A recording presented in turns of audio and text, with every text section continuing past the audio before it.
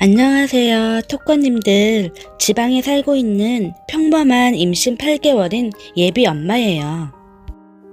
저는 부모님 밑에 장녀로 태어났고 제 밑에는 3살 차이 나는 남동생이 하나 있어요. 아유, 글을 쓰려니까 벌써부터 마음이 먹먹합니다. 다른 분들은 어떨지 모르겠지만 네, 저는 딸이라고 학대와 차별 대우를 받고 자란 큰 딸입니다. 3살 차이 나는 남동생은 친정엄마의 지극한 사랑과 보살핌으로 자라서 지금은 부모 형제도 몰라보는 개망나니로 컸고요. 어릴 적 이야기부터 하자면 맨 처음 태어나 딸이라는 이유로 갓 태어난 저를 쳐다보지도 않고 외할머니랑 그렇게 울었다네요. 친정엄마가. 저희 외할머니가 딸만 7명을 낳으셨대요. 그래서 저는 이모가 6명이나 됩니다. 저희 친정엄마도 제가 딸이라고 그렇게 오셨다네요. 그리고 그렇게 저는 미워하셨고요. 남동생이 태어났을 때 아들 낳았다고 동네에 떡을 돌리고 잔치를 하고 그랬었다네요. 저희가 어릴 때 친정엄마는 맞벌이셔서 저희를 외할머니한테 맡기셨는데 지금 생각해보면 외할머니도 그때 은근히 저희를 좀 차별하셨죠. 먹을 걸로 제일 심하게 그랬었던 것 같아요. 예를 들어 소세지를 구워도 넌 여자니까 2개만 먹고 남동생은 아들이니까 5개 먹고, 친정엄마는 더더욱 심했고요. 어릴 적 제가 좋아하는 만화 영화 테이프를 너무 자주 틀어본다고 제가 보는 앞에서 그 비디오를 박살내고 그 모습에 저와 남동생이 둘 다 놀랐지만 저보고는 뭘 놀라냐며 기싸대기를 날리고, 남동생한테는 우리 아들 놀랐냐? 엄마가 미안하다 라고 번쩍 안아들어 다른 방으로 데려가시고, 그때 제 나이 6살 때고요. 어릴 적 집안 환경이 조금 좋지 못해서 친정엄마가 부업을 한 적이 있습니다. 엄마는 그게 너무 스트레스 받는다며 저한테 매일 짜증을 냈고, 6살 된 저한테 학원에서 내준 숙제를 혼자 못 푼다며 파리채 뒷부분 아시나요? 딱딱한 부분. 그걸로 3-4시간 동안 제 머리가 물렁해질 때까지 때리셨어요. 밤 늦게 퇴근한 아빠가 너무 놀래서 저를 병원에 데려가려 했지만 엄마는 병원에 핑계댈 말이 없다고 놔두면 괜찮아진다고 저를 방치했고, 물렁물렁해진 머리가 나중에는 멍이 되어 얼굴로 내려와 눈으로 내려오더군요. 그래서 제 눈은 팬더처럼 시커멓게 멍이 들어서 몇 달을 그렇게 보냈었어요.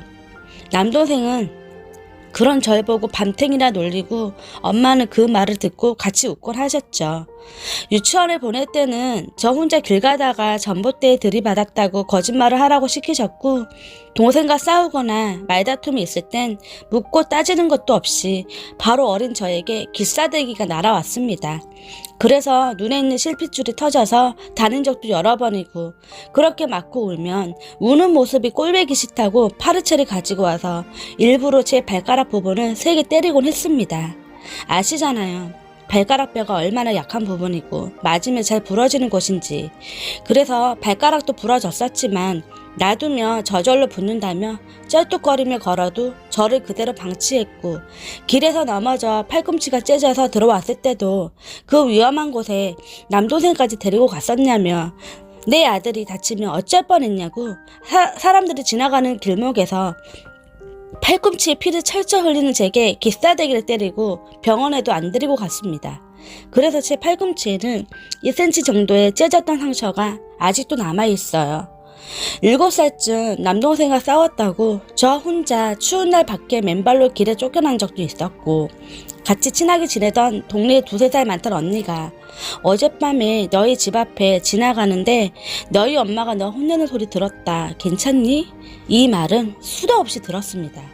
초등학교를 들어가고 나서 외할머니가 저희를 맡아서 키워주셨는데 남동생은 너무 싸고 돌아 키운 탓인지 중3이 될 때까지 미용실을 혼자 가지도 못했고, 초등학교 6학년 때 포경수술을 하고 왔다고 엄마는 남동생 옆에서 눈물을 흘리고 했습니다. 지금 생각하면 어이가 없네요.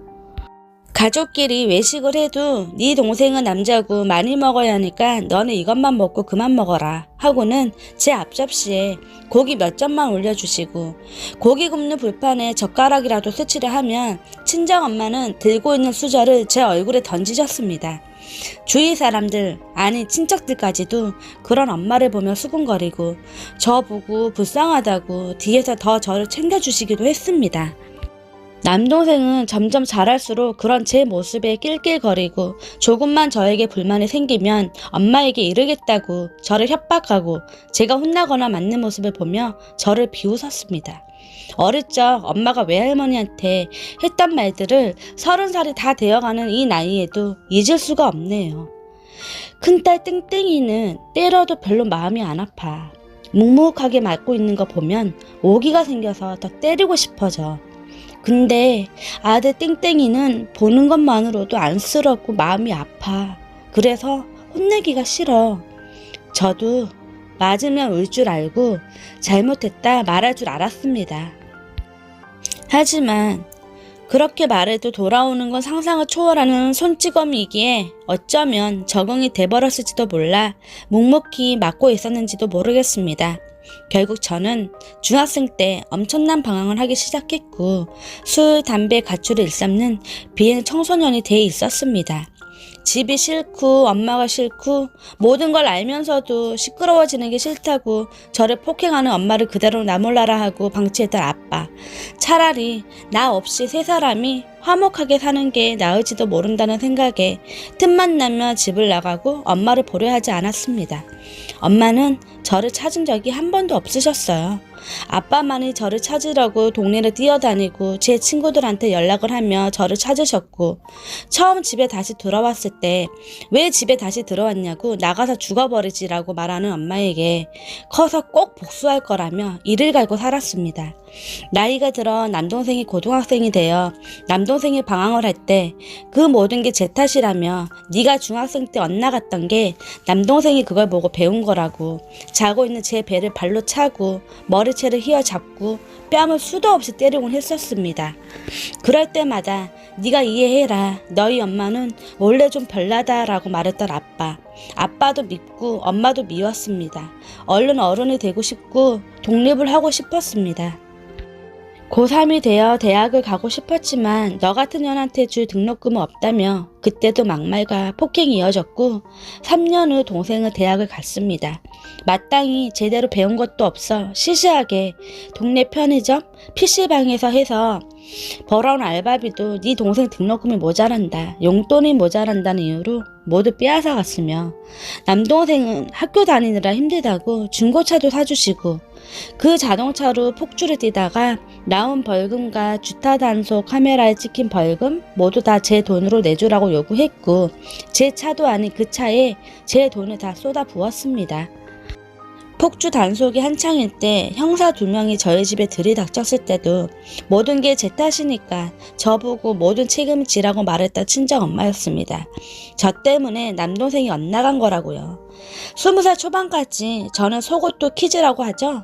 이제 막 가슴이 갓 나오고 하는 여학생들이 입는 속옷, 그걸 거의 몇 년을 입었어요. 이유는 속옷을 안 사주시고 저한테는 관심도 없으셨기에.